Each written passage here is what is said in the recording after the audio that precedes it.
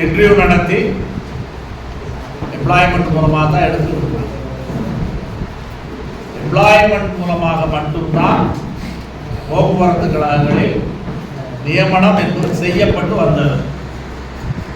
இதுக்கிடையில் 2007-8 காலகட்டங்களில் உச்ச நீதிமன்றத்தில் ஒரு வழக்கு நடந்தது. உச்ச நீதிமன்றத்தில் நடந்த அந்த வழக்கில் எம்ப்ளாய்மெண்ட்ல மட்டும் இருந்து வேலைக்கு எடுப்பது சரியா? நான் எம்ப்ளாய்மெண்ட்ல பதியலை, நான் எம்ப்ளாய்மெண்ட்ல பதிஞ்சாதான் வேலை என்று அரசாங்கம் சொல்வது தப்பு. பதியாதவர்களுக்கு வாய்ப்பு கொடுக்க வேண்டும் என்று உச்ச நீதிமன்றம் ஒரு தீர்ப்பு சொல்லிச்சு. அந்த தீர்ப்புக்கு பிறகு எம்ப்ளாய்மெண்ட்ல இருந்து கேட்பா ஓப்பனாக விளம்பரம் செய்து விளம்பரத்தின் மூலமாகவும் அப்ளிகேஷன். ஆக 2010க்கு பிறகு உள்ள நடைமுறை என்பது ஓப்பன் தான். நீங்க முன்னாடி எம்ப்ளாய்மெண்ட் முன்னாடி வரும்போது நீங்க 2007 அப்பாயின்மெண்ட் பூரா ஏஜ் தான். எம்ப்ளாய்மெண்ட்ல வந்து பிசிக்கு வந்து 30 வயசு, எம்பிசிக்கு 35 வயசு, எஸ்சி எஸ்டிக்கு 40 வயசு. கிட்டத்தட்ட 2001 இருந்து 2007 வரைக்கும் வேலைக்கே ஆள் எடுக்கல.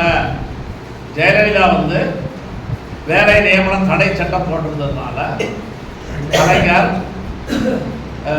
பிசிக்கு 30 வயசை 35 வயதாகவும், அதே போல எஸ்சி எஸ்டிக்கு 35 வயதை, எம்பிசிக்கு வந்து 35 வயதை 40 வயதாகவும், எஸ்சி எஸ்டிக்கு 45 வயசு வரைக்கும் வந்து அனுமதி கொடுத்து 2007 ஆள் எடுக்கப்பட்டது எம்ப்ளாய்மெண்ட்ல இருந்து. இப்போ 2007 வேலைக்கு வந்த ஆள்லாம் வந்து இன்னைக்கு வந்து கிட்டத்தட்ட ரிட்டையர்மெண்ட் ஸ்டேஜுக்கு போயிட்டாங்க. கிட்டத்தட்ட அவங்க ரிட்டையர்மெண்ட் ஸ்டேஜுக்கு போயிட்டாங்க. அந்த 2007 வேலைக்கு எடுத்த ஆளுகள் நம்மிடம் ஒரு குறிப்பிட்ட தொழிலாளிகள் தான், சில கழகங்கள் தான் உறுப்பினர் அதிகம்.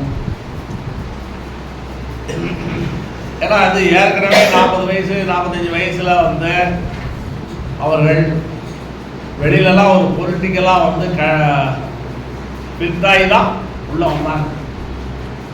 சில கார்பரேஷனில் குறிப்பாக மதுரை இந்த ஏரியாவில் அந்த காலகட்டத்தில் நம்ம ஊதியம் சம்மந்தப்பட்ட பிரச்சனைகளை ஒரு வழக்கு கிழக்கு போட்டதுனால இந்த பகுதியில் கொஞ்சம் மெம்பர்ஷிப் அதிகமாச்சு.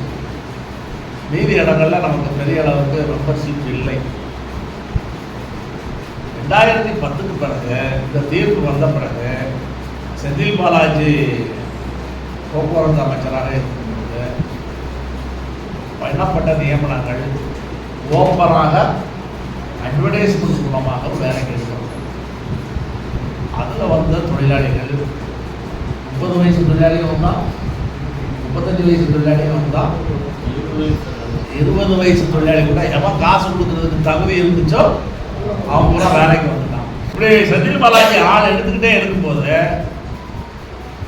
ஒருத்தர் கோர்ட்டுக்கு போனான். கோர்ட்டில் போய் இந்த மாதிரி இதில் நிறையா வந்து கரப்ஷன் நடக்குது, அதனால் இதை முறைப்படுத்த வேண்டும் என்று கோர்ட்டுக்கு போனால் அந்த வழக்கு ஹரிபரந்தாமன் ஜட்ஜி முன்னாடி வந்துச்சு. அவருக்கு தான் போக்குவரத்து கழகங்களை பற்றி அங்கு வேறு ஆணிவேராக தெரியும். அதனால் அவர் என்ன செஞ்சிட்டாரு, இது வந்து மற்ற துறைகளுக்கு ஆள் எடுப்பது போல டிஎன்பிஎஸ்சி மூலமாகத்தான் ஆள் எடுக்க வேண்டும் என்று ஒரு முடிவை பண்ணி அவர் உத்தரவு பண்ணார். அவர் உத்தரவு போட்ட பிறகும் மறுபடியும் செந்தில் பாலாஜி வந்து ஓப்பனாக எடுக்கிறதுக்கான இது பண்ணார். அதை இருந்து கண்டெம்ட் கேஸ் போச்சு. கண்டெம்ட் கேஸில் அப்போ வந்து இல்லை, எங்களுக்கு ஆள் தேவைப்படுது, நீங்கள் சொல்கிற ப்ராசஸ் அடிப்படையில் ஆள் எடுக்கணும்னா காலமாகும், அதனால் இந்த ஒரே ஒரு முறை மட்டும் நாங்கள் வந்து ஓப்பனாக எடுத்துக்கிறோம் என்று கோர்ட்டில் அனுமதி கொடுத்து அதெல்லாம் வந்து அளவுக்கு அதிகமாக நாம்ஸுக்கு அதிகமாக காசை வாங்கிட்டு வேலை பண்ணோம். அந்த வழக்கு தான் இப்போ நடந்து அவன் பண்ணதுனால தான் வந்து இந்த நம்பர் ஸ்டேட்மெண்ட் போட்டது பல சீர்குலைவுக்கு செந்தில் பாலாஜியினுடைய அப்பாயின்மெண்ட் வந்தது ஒரு காரணமாக இருக்குது.